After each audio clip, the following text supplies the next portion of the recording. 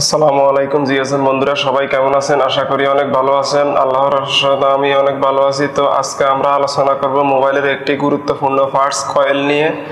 একটি কয়েলের কারণে বন্ধুরা মোবাইল ডেড হয়ে যেতে পারে। বন্ধুরা, কয়েল যদি খারাপ হয় মোবাইল চালুও না হতে পারে এবং একটি কয়েলের কারণে মোবাইলের ডিসপ্লে খারাপ হয়ে যেতে পারে, অর্থাৎ ডিসপ্লেতে আলো আসে না। বন্ধুরা, আজকে আমরা কয়েল নিয়ে আলোচনা করব। তো ভিডিও থেকে যদি অবশ্যই কিছু শিখতে পারেন সেক্ষেত্রে চ্যানেলটি সাবস্ক্রাইব করে পাশে থাকবেন। বন্ধুরা, মোবাইল ফোনে সাধারণত দুই ধরনের কয়েল ব্যবহার করা হয়, বাক কয়েল এবং বুস্ট কয়েল। তো বাক কয়েল কিভাবে কাজ করে, কিভাবে বুঝবো ভালো খারাপ, এবং বুস্ট কয়েল কিভাবে বুঝবো ভালো খারাপ, বুস্ট কয়েল কিভাবে কাজ করে সেই বিষয় নিয়ে আলোচনা করব। তো বন্ধুরা, সর্বপ্রথম আলোচনা করব আমরা বাক কয়েল নিয়ে। বাক কয়েল সাধারণত দুটি প্রান্ত হয়ে থাকে। এটি কোনো নেগেটিভ পজিটিভ হয় না। এটি সাধারণত এক লাইন থেকে অন্য লাইনকে পাস করে।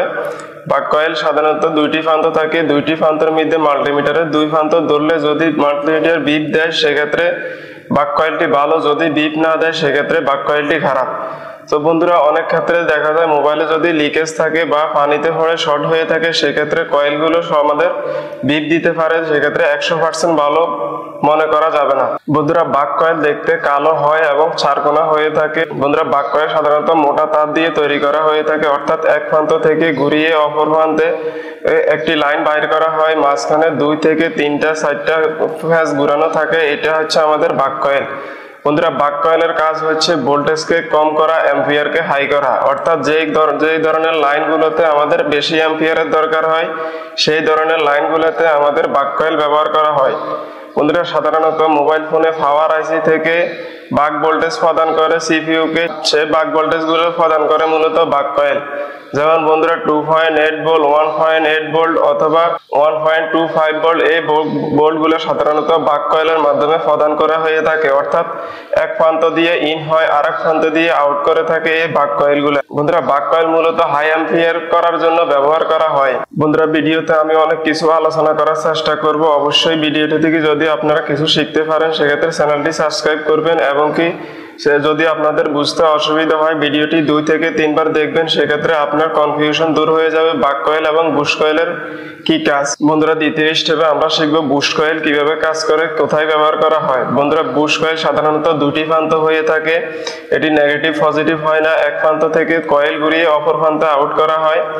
বন্ধুরা, বুস্ট কয়েল সাধারণত ভোল্টেজকে হাই করে, অ্যাম্পিয়ারকে লো করে। বন্ধুরা, আমরা জানি বাক কয়েল সাধারণত ভোল্টেজ কম করে, অ্যাম্পিয়ার হাই করে, এবং বুস্ট কয়েল সেক্ষেত্রে উল্টা কাজ করে থাকে, অর্থাৎ বুস্ট কয়েল সাধারণত অ্যাম্পিয়ারকে লো করে এবং ভোল্টেজকে হাই করে। বন্ধুরা, যে লাইনগুলোতে হাই ভোল্টেজের দরকার সেই লাইনগুলোতে আমাদের বুস্ট কয়েল ব্যবহার করা হয়। অর্থাৎ আমরা জানি সাধারণত মোবাইল ফোনে এলসিডির মধ্যে আমাদের 20 থেকে 30 ভোল্ট প্রয়োজন হয়। সেক্ষেত্রে আমাদের এই লাইনগুলোকে বুস্ট করতে হলে একটি বুস্ট কয়েলের দরকার, সেখানে একটি বুস্ট কয়েল ব্যবহার করা হয়। বন্ধুরা, বুস্ট কয়েলের দুইটি প্রান্ত থাকে। বুস্ট কয়েল মাপার নিয়ম হচ্ছে দুই প্রান্তে মাল্টিমিটারের দুই প্রান্ত ধরলে যদি বিপ দেয় সেক্ষেত্রে ভালো, বিপ না দিলে খারাপ। তবে লিকেজ বা শর্ট থাকলে সেক্ষেত্রে কয়েলটি আমাদের শর্ট দেখাতে পারে, সেক্ষেত্রে 100% ভালো বলে গণ্য করা যাবে না। আমরা জানি মোবাইল ফোনে সাধারণত ডিসপ্লেতে আমাদের 20 থেকে 30 ভোল্টের প্রয়োজন হয়।